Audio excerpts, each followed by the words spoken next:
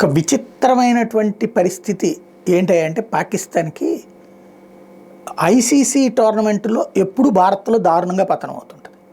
ఈ దఫా భారత్తో చాలా గొడవ పెట్టుకుంది. ఎందుకని? పాకిస్తాన్కి రమ్మంది ఛాంపియన్స్ ట్రోఫీకి ఆతిథ్య జట్టు కాబట్టి మ్యాచ్లు నిర్వహించాలి. రానంటే రామన్నాం, లేదు మేము ఐ బాయ్కాట్ చేస్తాం, ఈ బాయ్కాట్ చేస్తాం, నీ ఇష్టం వచ్చినట్టు చేసుకోమని చెప్పింది భారత్ జట్టు. చివరికి సచ్చినట్టు తటస్థ వేదిక అంటూ దుబాయ్లో మ్యాచ్ నిర్వహించుకోవడానికి ఓకే అంది.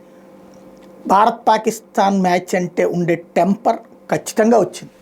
కానీ తొలుత బ్యాటింగ్లోనూ దూకుడులే, తర్వాత బౌలింగ్లోనూ దూకుడు లేదు.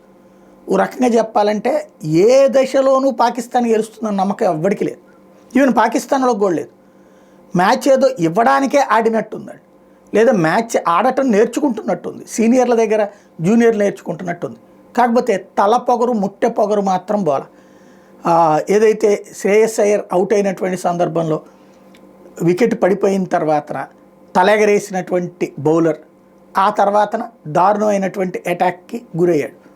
అలాగే 49.4 ఓవర్లు అంటే ఒక్క 2 బాల్స్కి ముందే అవుట్ అయింది పాకిస్తాను. అదే సమయంలో 4 వికెట్లు చేతిలో పెట్టుకుని 6 ఓవర్ల ముందే గెలిచేసింది భారత్ జట్టు.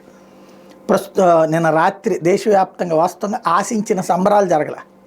ఎందుకయ్యా అంటే అక్కడ పాకిస్తాన్ మీద అంత సులభంగా గెలవడం, ఏదో ఉత్కంఠత అన్నది లేకపోవడం. బట్ భారత జట్టు ఆల్రౌండ్ ప్రతిభని ప్రదర్శించడం అన్నటువంటిది ఒక ఎత్తు అయితే, అట్ ద సేమ్ టైం ఆటగాళ్ళందరూ ఎక్కడా మిస్సులు కాకపోవడం అనేది లేదు, మిస్సులు అయినాయి. ఎక్కడా కూడా ఓడడం అనేటటువంటి పాయింట్ని దగ్గరికి రానియకుండా చూసినటువంటిదే నిన్నటి మ్యాచ్ స్పెషల్.